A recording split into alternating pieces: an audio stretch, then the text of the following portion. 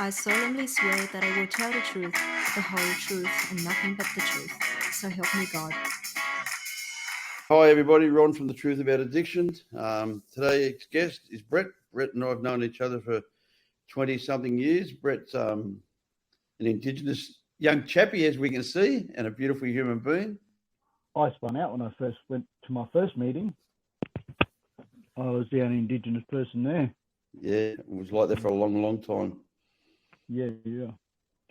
But it's changing, which is really good.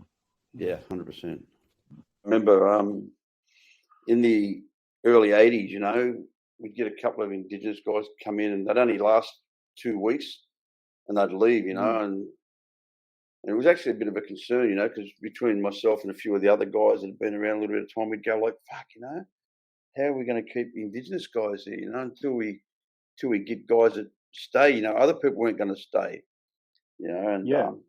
that's why I'm wrapped, that you've stuck around so long and you've carried the flag, you've carried the flag for lots of other young guys to come in and go like, okay, it's cool. It's okay to come into here and it's okay to be Indigenous, and we are all human beings, mate. We're human beings first. And that's it. Yep. We all got red blood.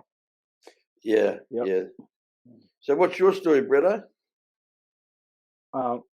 Just right now, I'm still having breakfast. Still having breakfast, yeah. That's not a bad thing. You don't shit. You don't shit. You die.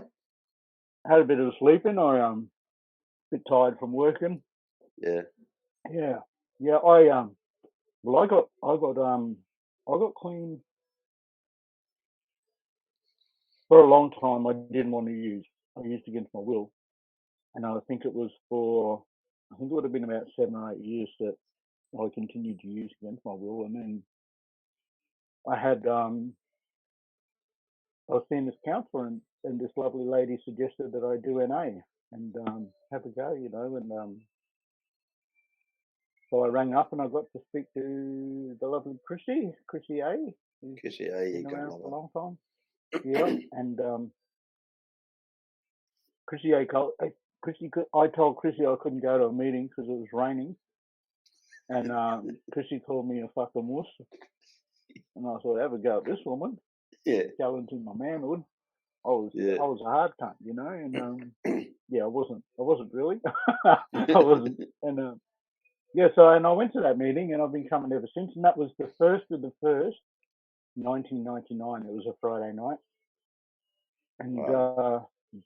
it was amazing. Like I didn't know what to expect.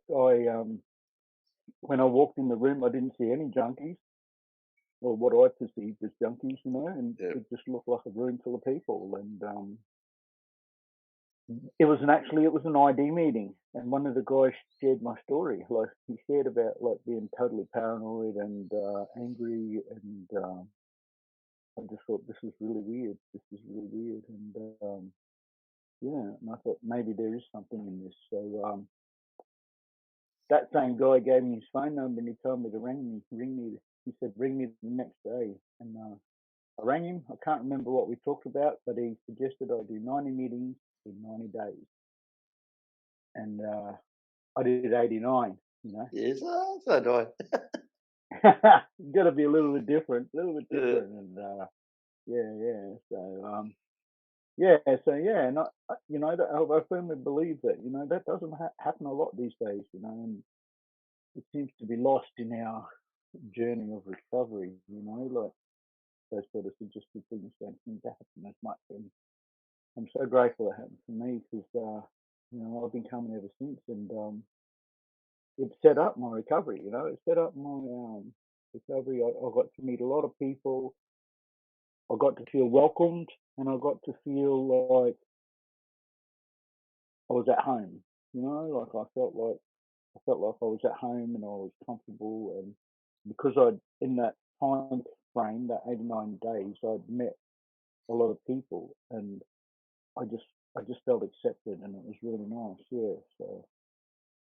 Yeah, it's true what you said, but we've got so big now that the personal part of our program I miss, where we all knew each other, and if you didn't turn up at a meeting on the Wednesday night, you had a phone call. You're all right. What's going on? Like we were very tight knit, and like as I said, most of my friends, I got clean in 1981 originally, and most of my friends are still from 1981. Yeah. Most of the guys that I'm closest to are the guys in 1981. We all went through rehab together. Then we, started doing music together. Then we started, having our own lives. But what we really had was this connection, and the opposite to these diseases is connection. And we didn't know that these days. We didn't have all the information we have these days. We didn't have the basic text. Even wasn't even written. Yep. I have a photocopy of the first draft of the basic text that I got in 1981, and Wow. Yep. I still got it here. And the funny part is, when I relapsed, and I used it to cut me rocks up. To show that rotten program didn't work. I'll show you. I got the fucking power. And it's quite funny that people say to me these days, we had in COVID, we had the lockdown, we had a few people come to my home and we did some meetings, and I'm so tempted to get up and grab the book. We went to some meetings, we had some meetings at my home in the COVID, and I got that old basic book out. It's just a photocopy of what they were going to make as the basic text. I'm going to grab it. Give me 1 second. I know exactly where it is. 1 second. All right.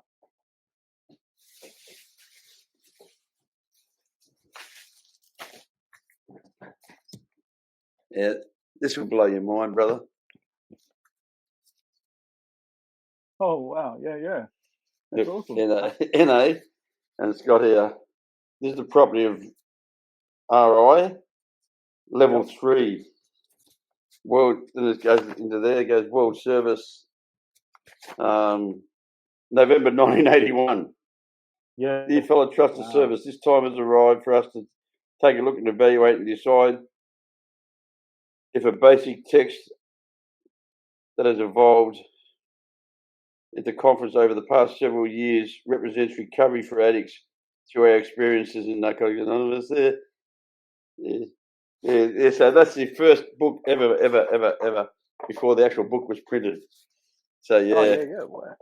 A couple of the guys say to me, "Oh, you're going to donate that to the museum?" I said, "Yeah, when I die." When I die. And a few of them have said to me, "Oh, why don't you send that book now?" And I said, "I'm not dead." Yeah, it's really funny. I got some old shit, man. Yep. You see that? Oh yeah. Little like stuff from the very, very early days. I've just kept. It's funny because yourself.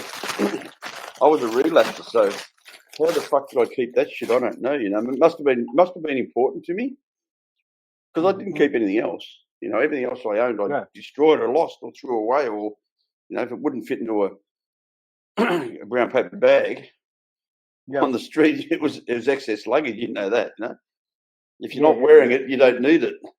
Yeah. So so it just blows my mind. It's a bit like that that saying, if you don't get NA will get you.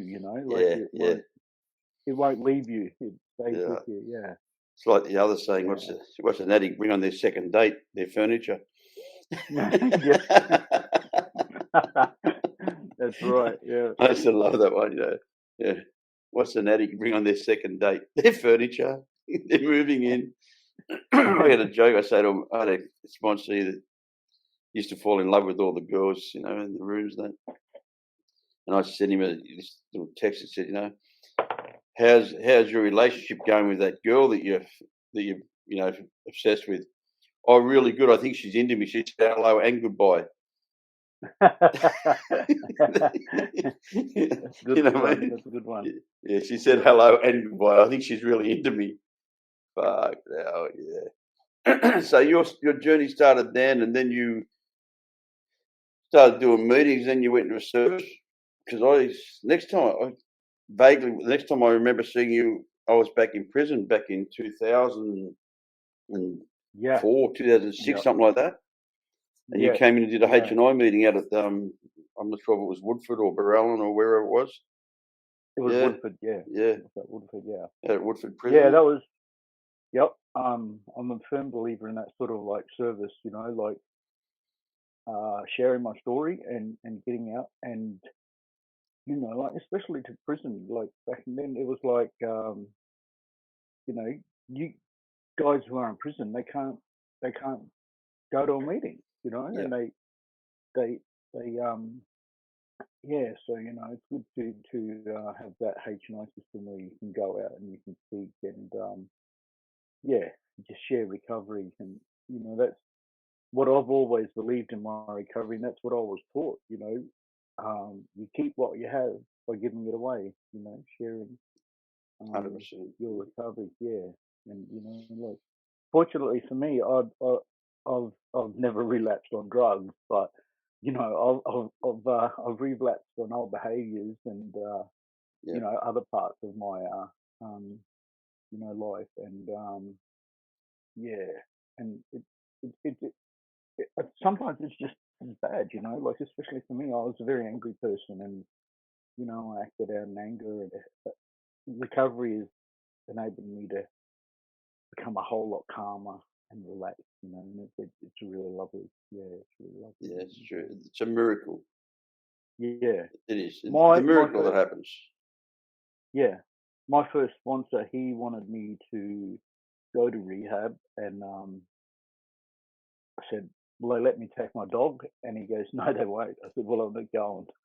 Yeah, right. And so and then I just went to a lot of meetings, and so these days now I still do, like, I'm over 23 years clean, and I still try to do at least 3 meetings a week, Yeah. to just to show that I'm still there, and to share what I've gained, so, Yeah. And it's also, I believe, when people take, they get a bit offended when I say this, especially with people that have been clean for a long time. I say we have a responsibility and an obligation to continue to continue to do the things we did at the very beginning, to make sure that people at the very beginning see that the people at the end are still doing the things they did. yeah. I think with recovery comes a great responsibility. If you want to carry a message of recovery, well, you've got to work a program of recovery. That's It's right. just so important. Incongruence is one of the most unattractive things for a drug addict, because you can't con a con. No. Yourself, Once you hear someone start talking shit, you're like, your bullshit detector goes off. It's like, oh, mate, fuck off. Fuck off. Sit down, dickhead. Gangster, motherfucker. You're up there talking your crap and, trying to impress yourself, because you're just making a complete fool of yourself. You're not impressing us, because we know. We went down that street. Yep. Yourself. Done that. Yeah, been there, done that. But the drugs today, you and I think are lucky that, or I don't know, I never used ice. It wasn't around. Yeah, me either. I'm so glad. Yeah, I'm probably and I still just see using the it, maybe. destruction that shit does. Yeah, it's terrible. It's terrible. It destroys everything. Yeah. I was talking to another member yesterday about jail, how because not only did I do H&I, I worked with guys who were getting out of prison when I was in recovery. I had that opportunity, and the whole jail hierarchy has changed as well. There's no structure, there's nothing, and it's because of a lot of the new inmates are addicted to the new drug. Ice and Subutex. Yeah. It's terrible. Just, and like, not only has it destroyed lives, but it's destroyed that that structure that they had in jail, and in society too. It's changing completely. Yeah. It's true. Yeah, the whole fibre of community, the whole fibre of family has been just torn to pieces because of these new drugs. I was a heroin addict. That was my drug of choice. I would never have put my kid in a microwave. No. You know what I mean? No. Like, like the psychosis and the mads that comes with this amphetamine. I used amphetamines for a very short period of time back in the day, in the late 70s. I was trying to manage my heroin addiction, and I only got on it for a couple of weeks, and all my mates said to me, "Get back on the heroin." Yeah. We had a friend who was cooking speed, and so we was getting it for nothing. So I'm banging that away. And all my mates went, mate, get back on the heroin. You're fucking out of control, because I'm already an angry, paranoid human being. Yep. So as soon as I took that, it exasperated my anger, exasperated my... Yeah. Well, people say, oh, you're paranoid. I mean, I commit a crime every day of my life. Of course I was paranoid. You know what I mean? Yeah. Like, Yep. the only time you're not paranoid is you're not doing nothing wrong. Today I'm not paranoid because I don't commit crime, you know? Yeah. But when you're selling dope and robbing people and smuggling and doing all this, of course you're paranoid. Yep.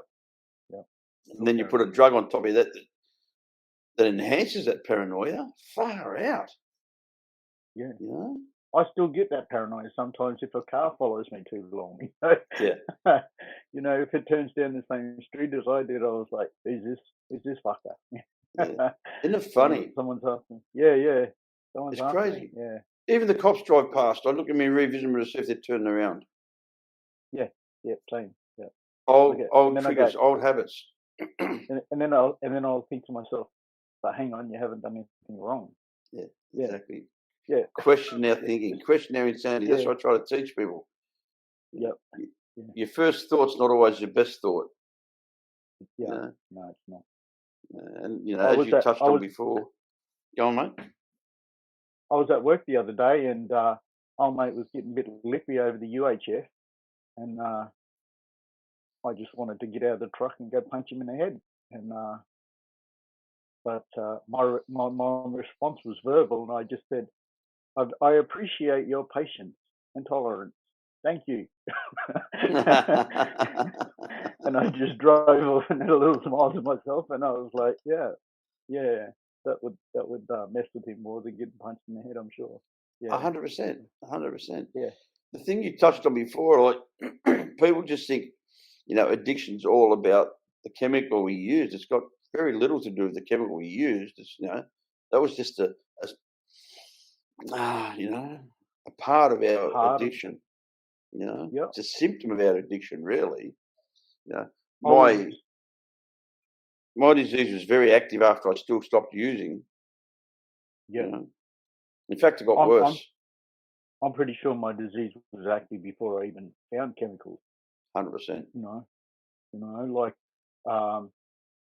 when I was a kid, I had a little leather harness with a leash, and that I had to wear because I was just on the go, and So I don't remember much about it, but I remember one day I didn't have the leash and harness on, and I got my head stuck in a train bridge, and set my mum into a panic.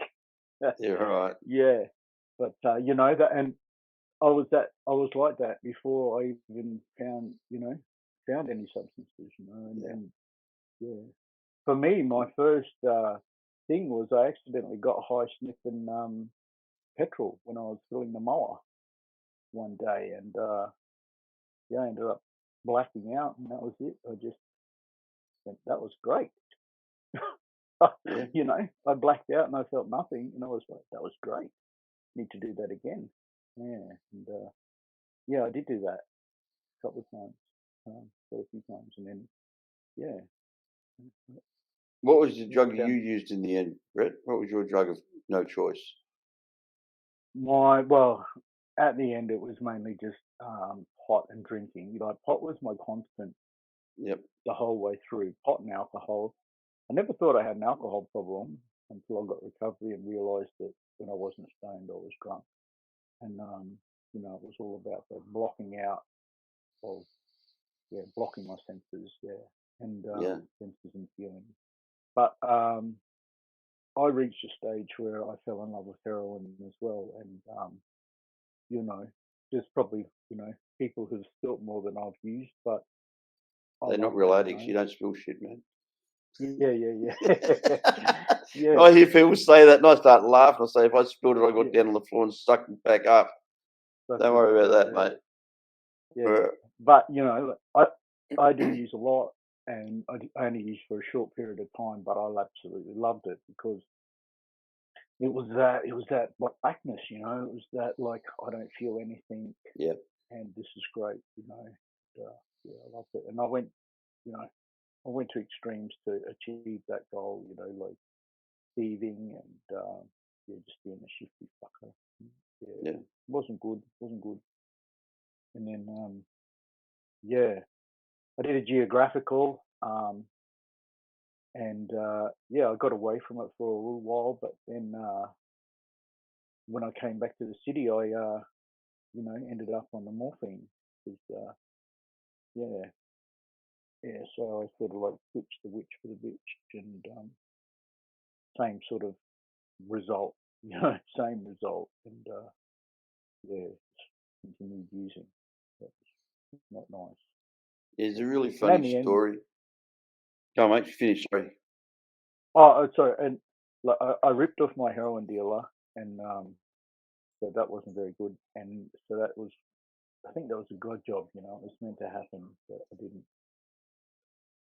didn't get to have that anymore. And he wanted to kill me. That was part of the reason why I did the geographical. Helps. Helps. So, but and then so I think that was partly a God job. Like I couldn't get good gear, and I didn't want to waste my money on shit gear, and so I fucked off to the country and drank and smoked pot, and so as you do. But then I had to come back to the city because I couldn't take it in the country. The city, and it all began again. I remember in the early 80s, I was working in a drug rehab, and they gave us all this. So I'm not into this philosophical bullshit about statistics of how many brain cells and all that shit they go on with. You know what I mean? I'm more about focusing on recovery and result based. I like to see people get clean. That's why we're doing what we do now. I'm not doing this for good. I do this because I love carrying the message, and this is where we're going to carry the message to more people these days through social media. And I'm an old guy that hasn't got a clue, but I know that a lot of people will listen to this stuff, and I get a lot of really good emails back saying, thank you very much, I got something out of your podcast. And that's my motivation behind the podcast. But going back quickly, they sent us all this information from New York on drug addiction, and some university was doing tests on Korsakoffs, on the damage of the brains that alcohol did, and then they did a test on heroin addicts, what the test on the heroin addicts were. Anyway, the old professor sent a message back to the morgue that was donating all these brains and said, why are you still sending alcohol brains when we want the heroin brains? And this message was sent back, we are sending you heroin brains. So the damage was exactly the same for alcohol as it was for heroin. The Korsakoffs and the scarring in the brain was exactly the same for both chemicals. It's really weird. It was like, wow, far out. Because we write it off and go, it's just piss or it's just pot. The damage was exactly the same as the heroin addict. The damage that it was causing in the brain. So therefore, if the damage is the same, then the effect must be the same. Yeah, I mean, that's what I try to tell people. They go to me, it's only pot, or it's only this, or it's only. As soon as they say only, I say stop. It's the same. You're justifying. The minute you say only, you're justifying it. Or I'll try is you're not committing. If they go, I'll try, I say, mate, stop. Don't try, just do. You can't be half pregnant. Whether you're in or you're out. Don't give me the I'll try. It's like, I'll commit to this and I'll do it 100%. Because this disease doesn't care who we are. No. As we said before, there's no colour, there's no creed, there's no religion or lack of religion, like our basic text says. All we have is this disease. And people go, what is the disease? I say, my inability to cope with the way I feel. And my brain tells me that if I put a substance in, it will make it better. That's my disease. Now, the substance can be something I bring in from outside. It can even be something that I bring in from inside, which is hatred, revenge. I can get so sick on hatred and revenge, being a victim. That's why, in the old days, they say you can't have resentments and you can't have self-pity. They're the two biggest things that cause relapse in recovering alcoholics and addicts. That's because we turn ourselves in on ourselves. Resentment's drinking, poisoning, hoping someone else dies. That's it. Yeah. Yep. Nobody yes. can hurt us as much as we can. 100%. That's right. Hey. You know, Yep. you know yourself. Like, if anybody spoke to you the way that your brain spoke to you, you would have killed them. Yeah. And that's why we try to kill ourselves. Yep. And that's why we try to kill ourselves. That's why I call using self-mutilation. Yeah. Yeah. It's no different to slashing up. Yeah. It's that. It's like I've described it as having that death wish. Like I have a death wish, you know, like, and anything that is related to me being possibly harmed or excites me, you know, like, for example, I used to work with a guy. He was like a seventh dan martial artist guy, you know, and I thought, I wonder how good a fighter he is. You know, like, how could I provoke him into getting into a fight?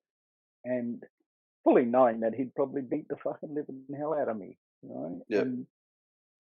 But that excites me, and that, you know, like that.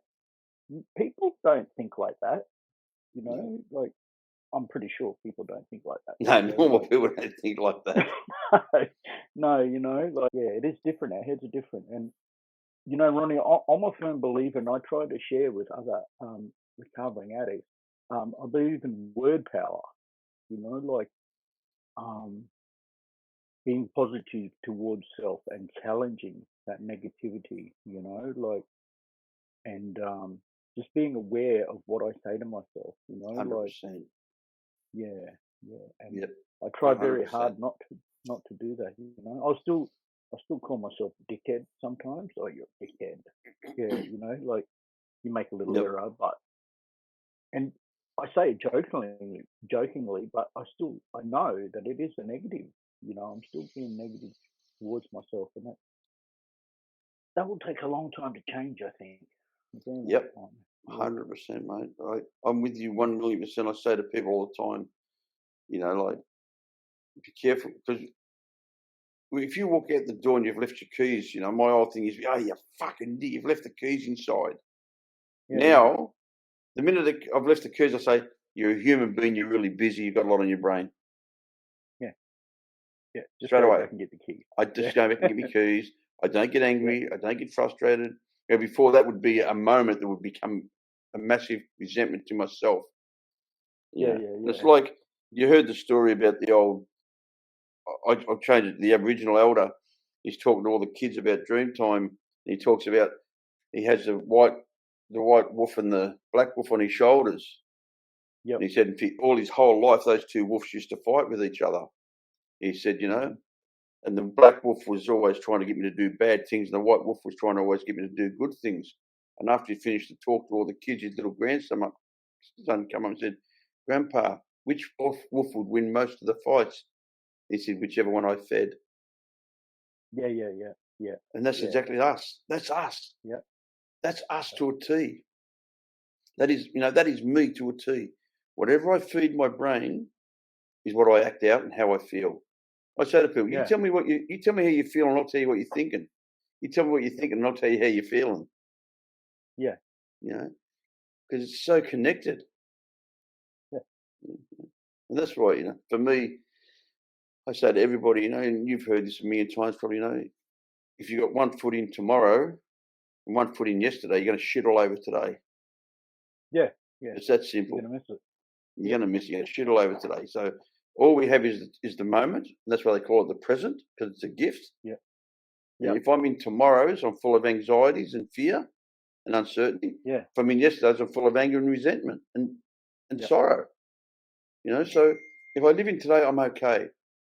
And even, you know, I've been around for a long time now, but even today, if I start to get out of today, I can start to feel those feelings of not having enough, not being enough, not knowing enough. All that's, you know, of not having enough is bullshit. We have an abundance.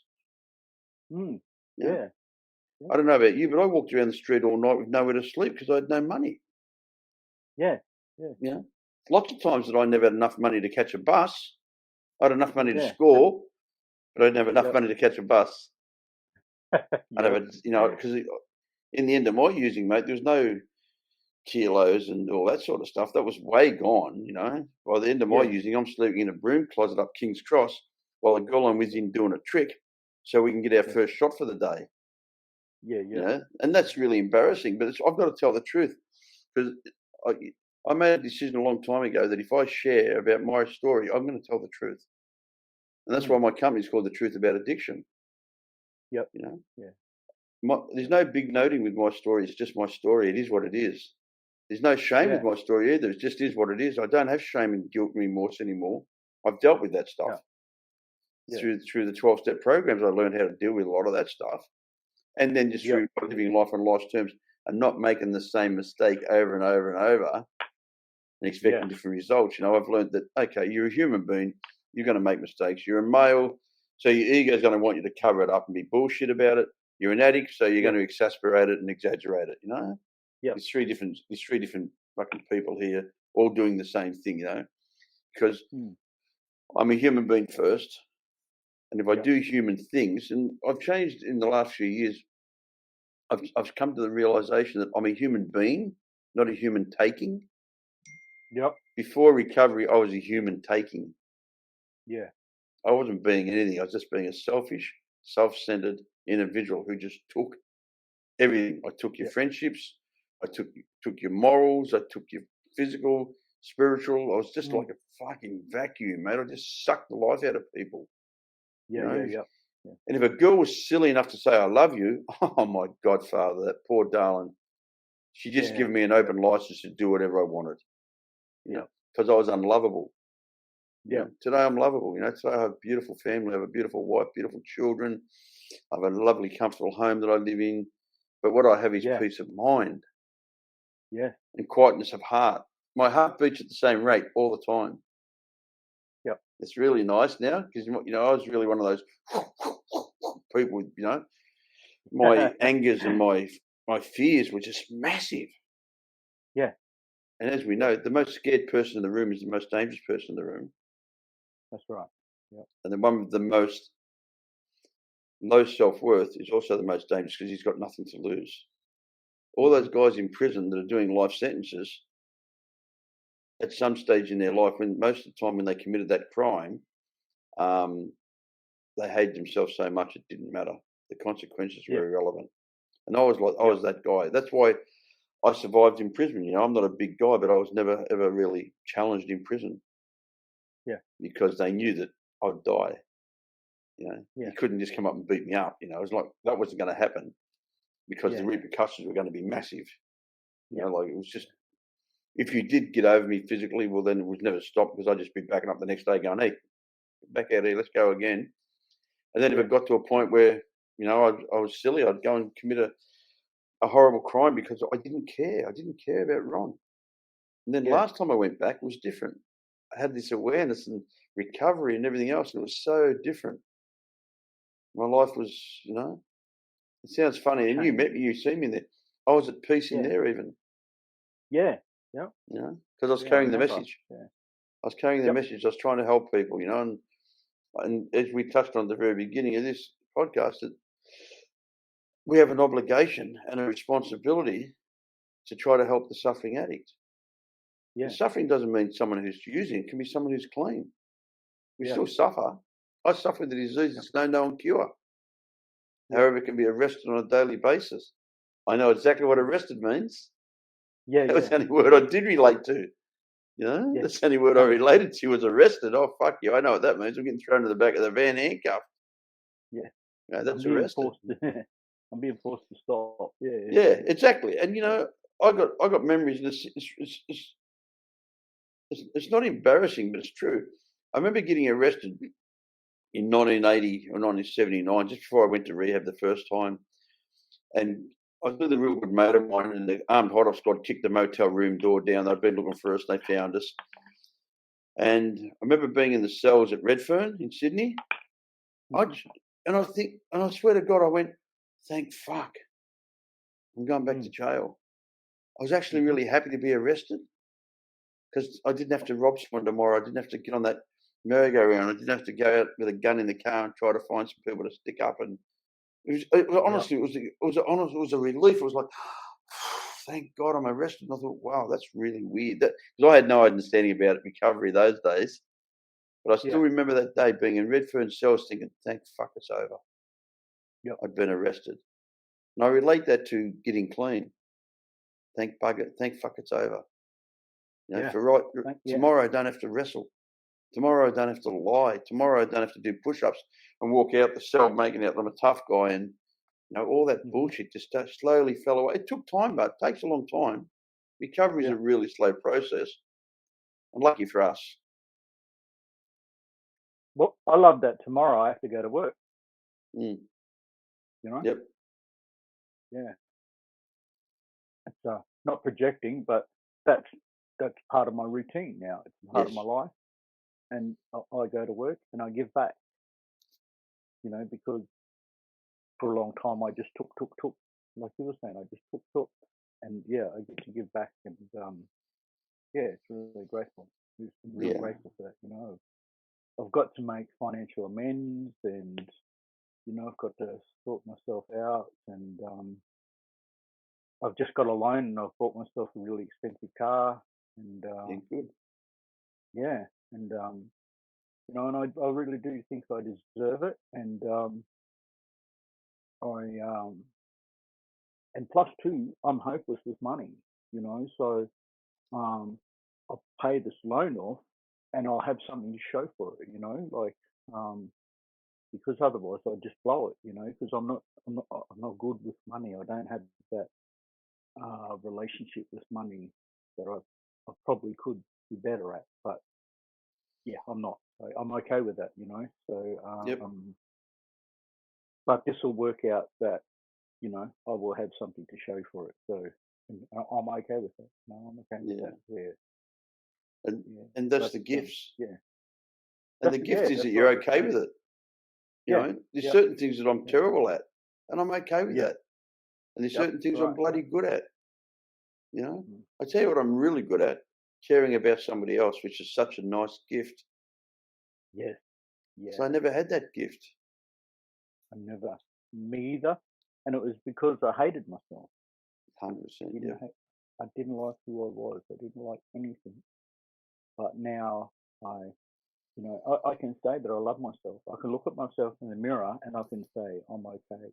Yeah, nice. And I practice doing that in recovery, and that's what I tell people.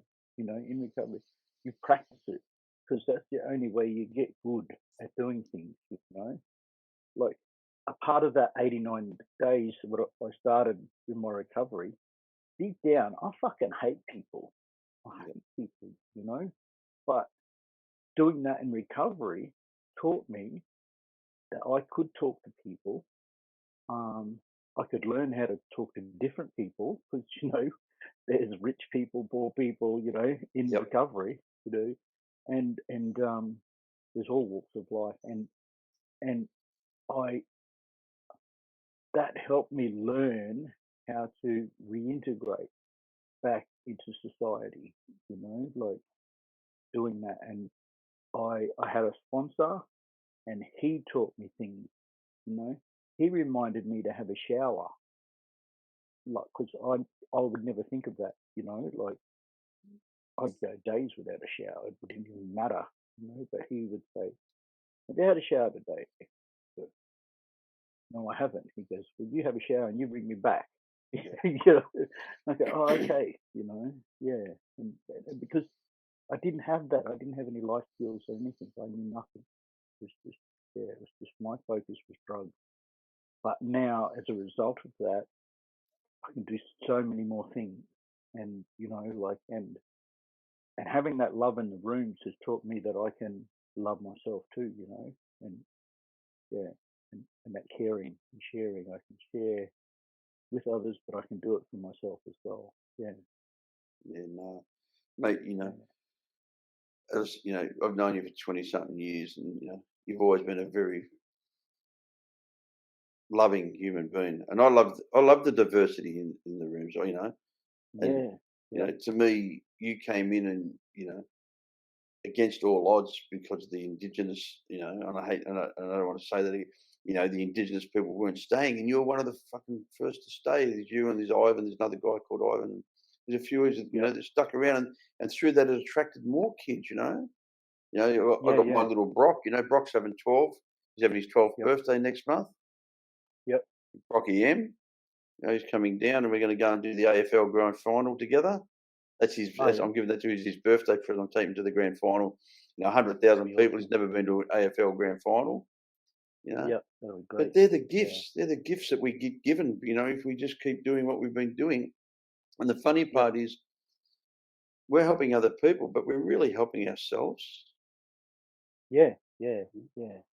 But, and that's a gift. Yeah, like you said, it's a gift. Yeah.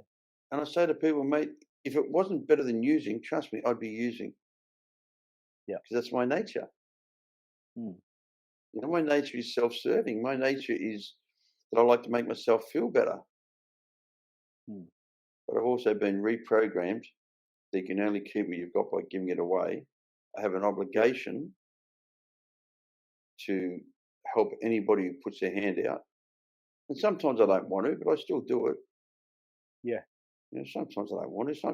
Sometimes I get frustrated and I judge the person. I think, you selfish little prick. You don't even fucking appreciate the shit that because I'm getting older. The greatest gift I can give anybody is my time. Yeah. I can't make more time. I can't buy more time. I can't put a gun in someone's head and say, "Give me some of your time." Yeah. Trust me, if I could, I would. Yeah. So what we do today is really relevant towards, I believe, the legacy that you want to leave. Because today it's about legacy. That's it. It's about being a good human being, about being something that your grandchildren can look up and go like, "Wow, my grandfather, he wasn't a bad guy." If you Google my name, it comes up, all the crime and shit. And these days it's starting to get to the other way. It's starting to get a little bit more tilted into nice stuff, which is a blessing. I haven't committed a crime for over 20 years, which is so nice, and it had been 20 years break before that too. So I've got to be careful. Anniversary's coming up, but no. Yeah. And, it's really funny. A quick story. I got a call from the other day from a client, a potential client, and he's talking to me about his son, and his son's got a problem, and he's like, blah, blah, look, I run a outsourced rehab sort of thing, Anyway, he talked to me for about 20 minutes, this guy, and then he says to me, "Oh, I know who you are, Ron. I'm a senior detective." Oh yeah. So I've checked you out. He said, but I also know you're probably the only one that's going to be able to help my son. Oh, nice. So it was just so nice, He said, "I know exactly who you are." He said, "I've checked you out before I rang you." I've got emails there. I did a talk on crime and justice for the Justice Department in University of New South Wales a couple of months ago. And I got these really beautiful emails, from ex-coppers and judges and magistrates saying like it was such a blessing to hear you, and one cop wrote, it's really cute. It's quite funny. He goes, "I was a policeman in South Melbourne when Ron was embarking on his youth."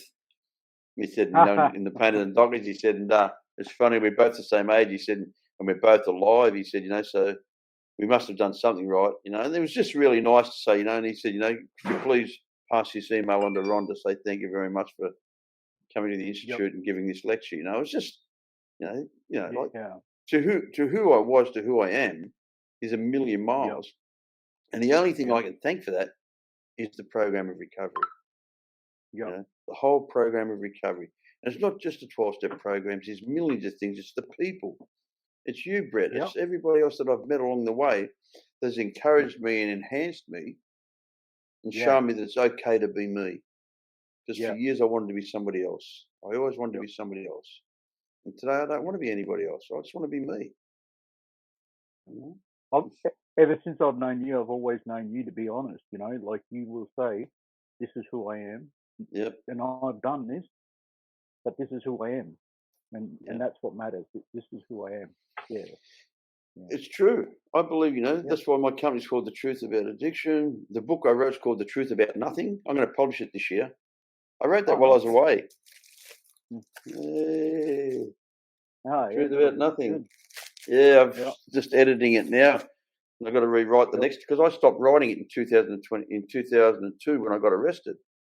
So now I've got to write the next 20 years, which will be quite exciting because it's all the stuff in jail, the rehab in jail, getting out, and all that stuff. So the first part of the book's pretty. My wife and children can't read it. They read it. You know what they say? We don't know who this guy is. Yeah. Yeah. My wife and my children read the book. They all of them put it down and said, "I don't want to read it, Dad. It's not who we know. This is not the guy we know. We know."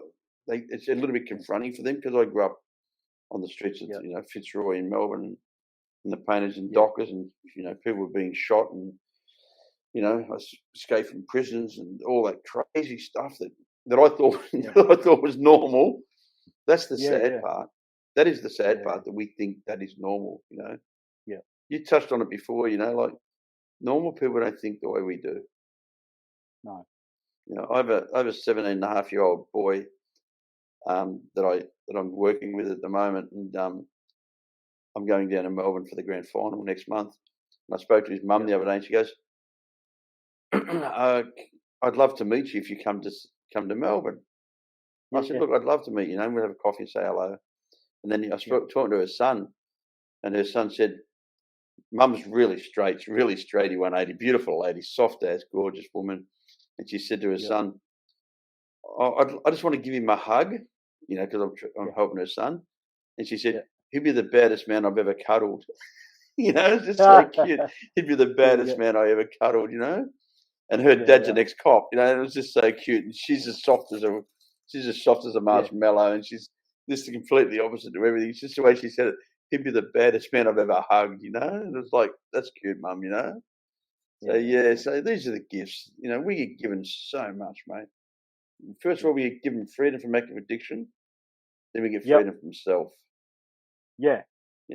Which to me is the greatest. One of my things too is family. I have family back in my life. Yeah.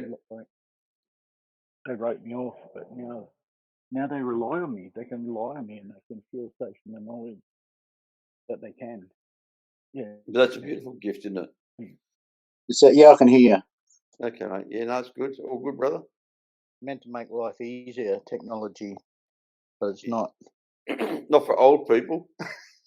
I I laugh. I got some more tattoos yesterday. Okay.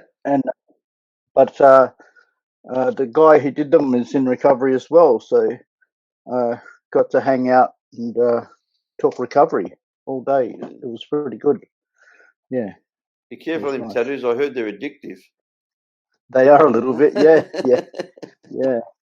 Well, I was going to get one, but I heard they hurt. Yeah. I heard a little bit. And only dickheads get their hands tattooed. Yeah, I know that. But I'd already paid for them. Because when COVID came in, he couldn't work, and I had some money, so I flicked him a couple of $100 just to help him out, and a lot of his other friends did that too. And so today I cashed in that, and cool. Nice. I got something done. So gift of recovery, another gift of recovery, and I got to spend a day with a beautiful person who, by the way, we've had the discussion before. We didn't like each other when we first met. Yeah. And and we got to discuss. This was a while ago. We got to discuss it, but we didn't like each other because we didn't like what we saw in each other. Yeah. The reflection. Yeah, it was that mirror. It was that mirror in front of us. Like, I don't like you. It's like how we were talking about before about the disease of us not liking us. We don't like it.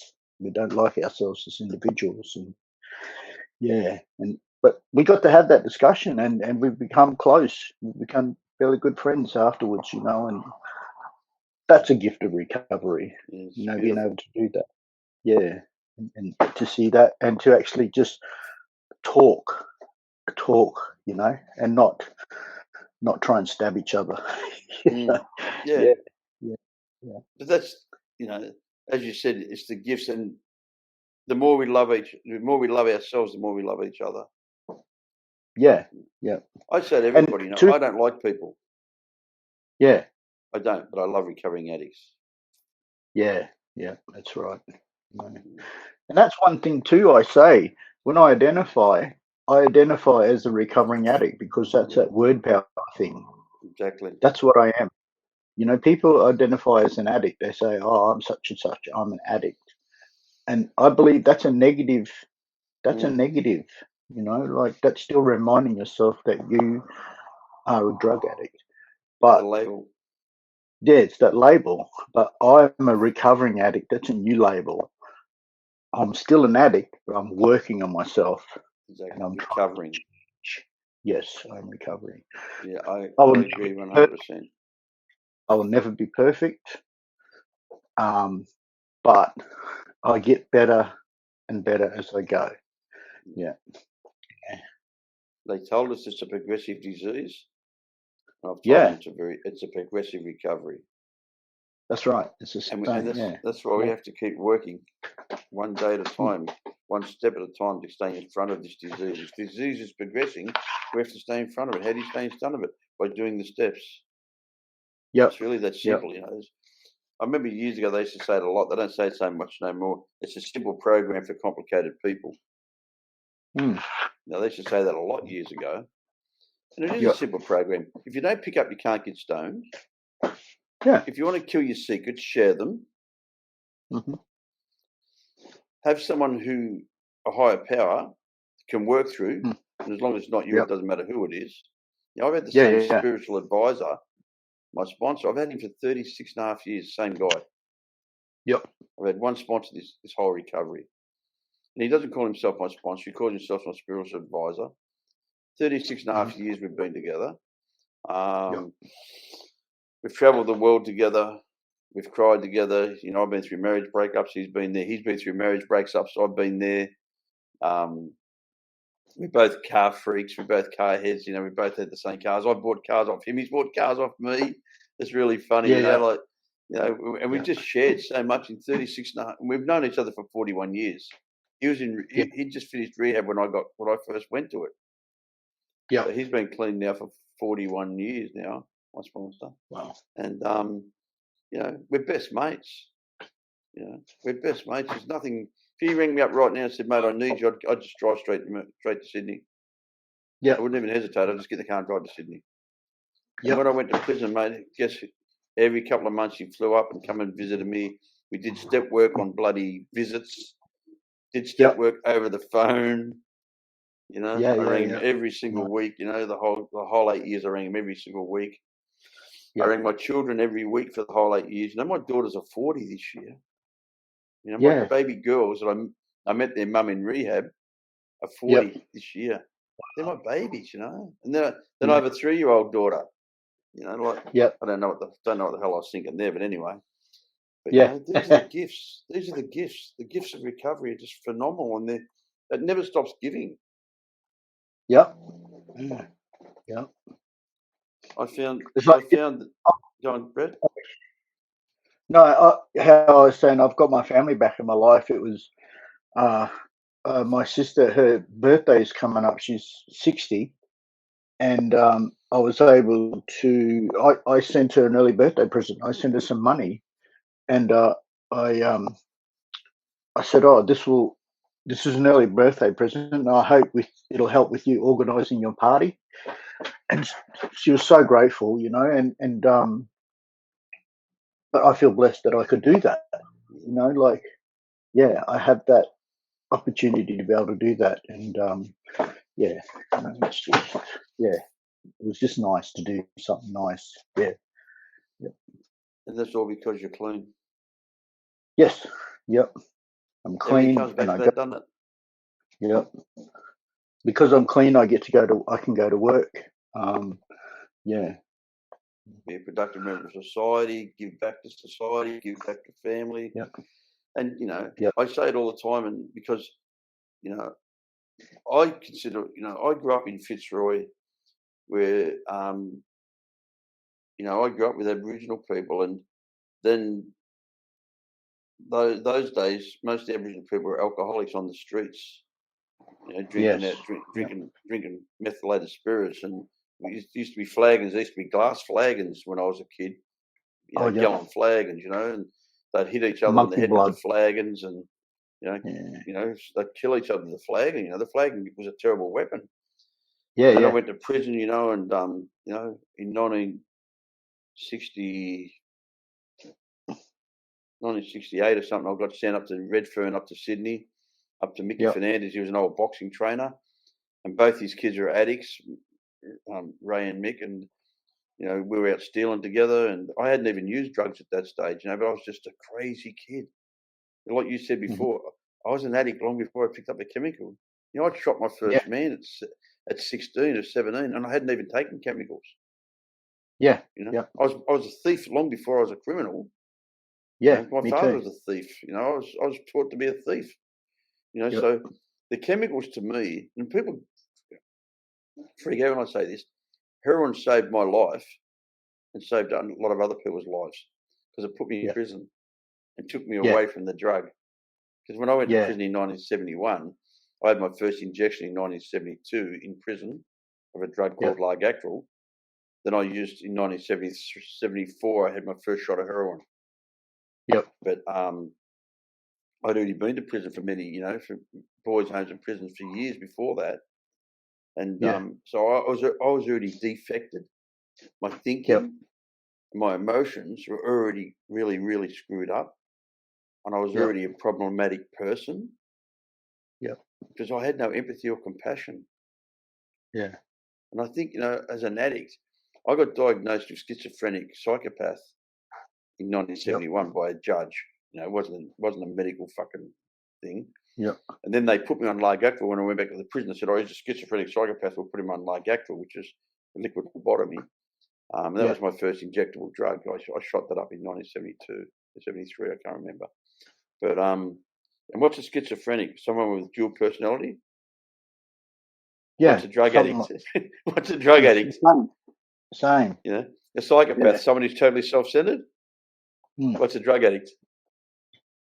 Their diagnosis was that I was an addict, but they didn't know how to diagnose addicts in 1971. We didn't even know there was such a thing as drug addiction. We didn't know there was such a thing as drug addiction. It was a moral issue. And today it's not a moral issue. It is a health issue, and people need to hear that. It's a mental health issue. And they also need to hear that we do recover. Here you are, 23 years clean. A human being.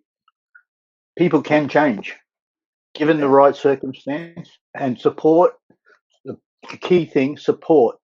People can change. And that's why, I was so keen to get you on the podcast, because I want to reach the Indigenous kids. I've got a real soft spot, because now I go to the communities. I go up to Gallowinku, which is the most remote Aboriginal community in Australia, up in Northern Territory, and they call me, Yapipi, just means uncle, And in our program, everyone calls me Uncle Ronnie. I don't take that as an insult. I take that as a compliment. Because that means the wise man. Someone to call you uncle means you're the wise man. And true, like the social media thing, I brought this up at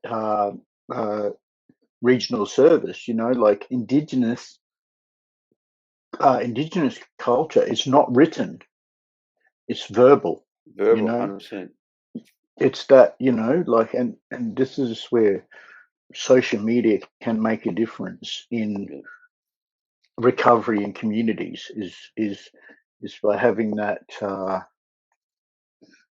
having that verbal, somebody speak, and Well, we have yourself now. I go to the Aboriginal communities. They've all the kids have got telephones. All the kids have got bloody iPhones now, so they're all on social media. Now, what I do is I have followers up at Gallowinku, some of the older boys, and they show all the other kids the videos and go, look, Here's your pippy. Listen to what your pippy has to say. Yeah. And listen. Your pippy's talking to somebody else. Oh, this guy here, he's a rock star, because I did someone with the guy who used to be the bass guitarist for the Divinals, and the kids go like, wow, like that's famous because these kids are on a little island. Yeah. In the middle of bumfuck nowhere. And now we're bringing this podcast to them. And Brocky M, he lived there and worked there. Now he's up in another community. Which we're going up there in September. We were up there a few months ago. I love being able to get to the community, and I love being able to touch the people up there. And I just say to them, look, it doesn't matter what chemical we use. We have to stop behaving the way we used to behave. If we want new things, we have to do new things. Yeah. As I said, we have a great chance of touching people today through this social media.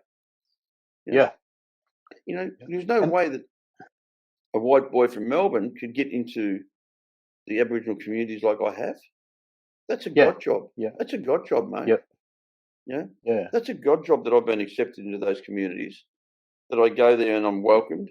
It was really funny. I'll tell you a story. This is in the middle of COVID. It was at the very beginning of COVID. My nephew and I drove all the way up to Northern Territory, and was going to. My friends from the island came across in a boat to pick us up. We were on the mainland, and it's only a 10-minute boat ride across.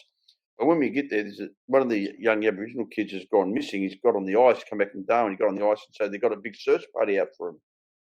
And this copper, there's a white copper and there's an Aboriginal copper. And the white copper, he's the boss, and he goes to me, what's your nature of your business here? I said, we're going over to Elster, over to Galawinku. He said, oh, no, you can't go there, mate. There's a total ban. And I said, no, I'm going. I'm invited by the elders.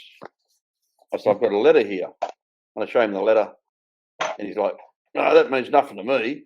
Then 3 of the old Aboriginal elder women come out. And they see me. Ya Pippi! And they come and cuddle me and they're kissing me. And, ya Pippi, ya Pippi. The cop just put his head down and walked away. He just put his head down and walked away like his authority was fucking nowhere. It was gone. Yeah, ya Pippi, I love you. I'm like, will you be? It's so good to see you. And I'm like, hello, darling, how are you, Heather, Helen? How are you, my darling? Kiss them and that. Yeah. And the white cop just turned his head and walked away like he knew he was so far out of his depth. His authority had ran out at the fucking main city. You know what I mean? Like, piss off. You're not coming in here. And I said, I've got a letter. That means nothing to me. As soon as the women came out, the 3 older women, it's their town. Where I was, it was their part of the country. Yeah. And they were like, their community. Yeah, get the fuck off our community. This is your Pippi. He's come to visit us. You don't tell him what to do. I just remember seeing their face and thinking, when in my life have the coppers ever been able to be told to piss off, get away from him, he's our guest, you go, he stays, you piss off. Yeah, so beautiful, mate. But yeah, mate, look, I'm so happy, that you've got your life together, mate, and I'm so happy I've got my life together, and I just hope that we can help somebody else get their life together, because at the end of the day, you can only keep what you've got by giving it away. I say it every single day. I deal with people every single day, people that are in active addiction, people that are in recovery. My life is so full. I'm 68 in a couple of weeks, and I'm so busy. It's not funny. Yep. And today I do this because I want to do it, not because I have to do it, because I love doing it. I love carrying the message. I love trying to say to people, hey, listen, the world's your oyster. Just don't eat the fucking shell. Yeah. We can do everything, just don't pick up. We can learn by our mistakes. We can act out in other defects, and we can learn by them. But once we pick up, all bets are off. Yep. We mightn't get back. That's it. It's a mistake. It's a mistake, and we can learn from it, and we can move on. Yeah. Yeah. And even if people one of the great. Go on, mate. Yep. Oh, I was just going to say quickly, one of the greatest gifts in my recovery is my best friend from primary school. We're like brothers. He's half Italian, but he's in recovery now. Yeah, nice. Yep. And it's because of me, and I get to have him and back in my life, and he gets to have me back in his life because of drugs we separated, you know. Yeah. But yeah, and recovery, you know, I never forced it on him, but I'd talk about recovery and I'd say, you know, but now he has recovery, and you know, and he's doing it, and he's got a sponsor, and he's fucked up, and I said, mate, it's just a mistake. You move on, it'll be okay. Everything will be okay. Don't listen to what you said. But one of the greatest gifts in my recovery is having my best friend back in my life in recovery as well, you know, and we get to journey more now, you know. Like, we've known each other since fucking grade 3. Yeah. You know? Yeah, so that's a wonderful beautiful gift. Yeah. That's a beautiful story. I love that. I love that. Yep. The connection again. I love connection. Because, you know, the opposite to connection is disease. Yeah. The disease of addiction likes isolation. It loves isolation. On its own, it can punch the shit out of us, you know. When we have connection and we have other people, we get to 2 and 3 out it and kick the shit out of it, you know. Yeah. Yeah. No, it's gifted, mate. We talk every second day. You know, we either message or we talk on the phone, and we try and catch up and see each other. It just makes me so happy, you know, to have So because he's my brother from another mother, you know. Yeah, I've got a couple of them mothers, a couple of them motherfuckers. I've got a couple of them. Yeah. You know, one's a Greek, one's an Aboriginal. You know, like they're my brother's mothers. You know, and sounds terrible. I'm closer to them than I am than my own family. You know? I am closer to them than my own family. You know. All right, Bretto, mate. Look, it's been really beautiful spending some time with you, mate. Awesome. I think it's Thanks. been a privilege to have you on, and I hope that some people listening to this podcast and realise that, you know, you don't need to suffer alone. There is a way out. You know. I was just going to say I'm proud Wakka Wakka man, South Burnett, Bunya Mountains. That's my country. Yep. Yeah. And if anyone bumps Brett, say hello to Brett. And you know, if you need our help, you need my help. You know, it's the truthaboutaddiction.com, Ron. You know, this is here to try to help people, to educate people, and to entertain people. So, you know, thanks, Bretto. I solemnly swear that I will tell the truth, the whole truth, and nothing but the truth. So help me God.